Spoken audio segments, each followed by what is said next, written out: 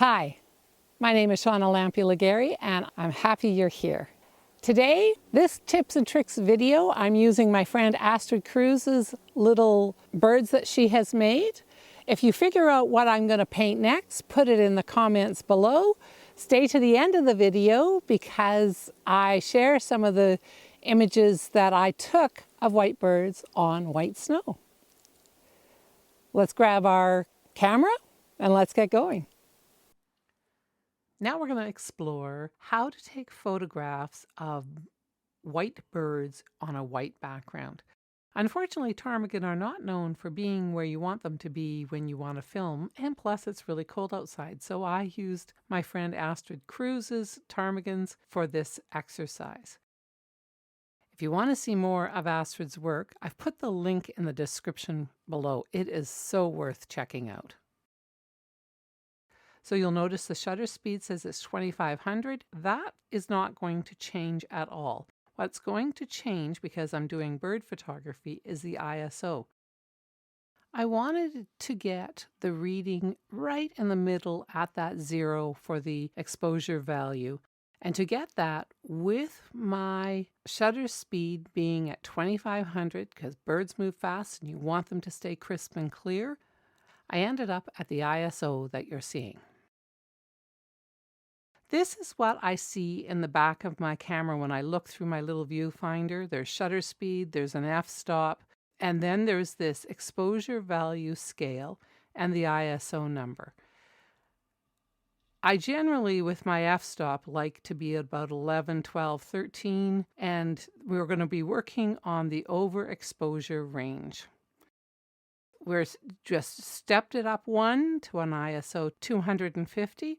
Which on the exposure value is a plus 1/3, so it's an overexposure just over that 0 a little bit. When we get to ISO 320, the exposure value is plus 1. You can see it's getting lighter. It's still quite dark. There's so much light coming in that the camera, unlike our eyes, can't regulate the amount of light, which can be a real problem if you're using the automatic settings on your camera. ISO 400 is at a plus 1 1/3.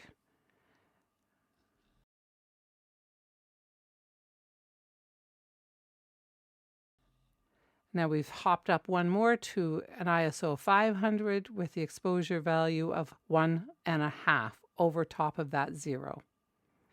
Now we're getting into the range, aren't we? We're starting to look more natural. So 640, and that is plus 1 2/3 on the exposure value. ISO 800, the exposure value is plus 2.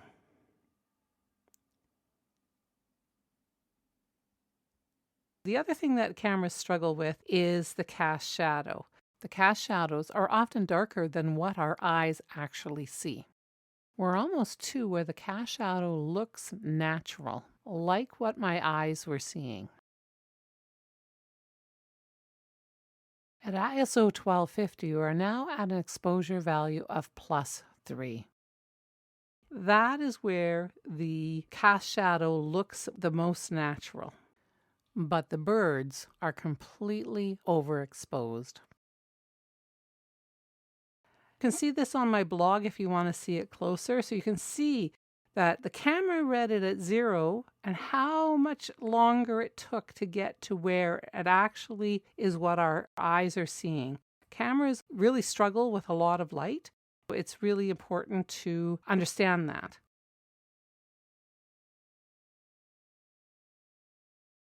Now I thought I'd share some pictures that I have taken over the past number of years.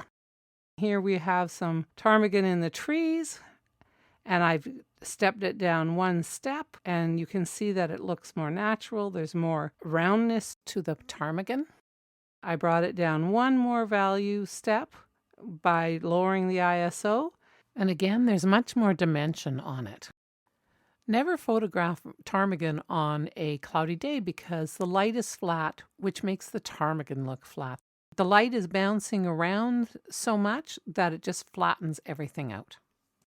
You know that if you actually go walking on one of those days, that it's hard to gauge where your feet are going, even as our sense of depth is impacted by the flat light. This is underexposed, probably by -2. There's just not enough light. And here I got the exposure more correct. And I loved the fact that it was April and the ptarmigan's neck was changing. And then it decided to take off and fly. Of course, the setting was wrong for doing the flight because they move so fast, like you can't change that.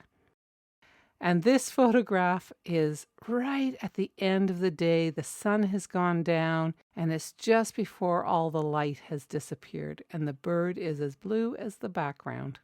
Thank you so much for joining me. Take a moment to subscribe and like the video, and I will see you in the next art video.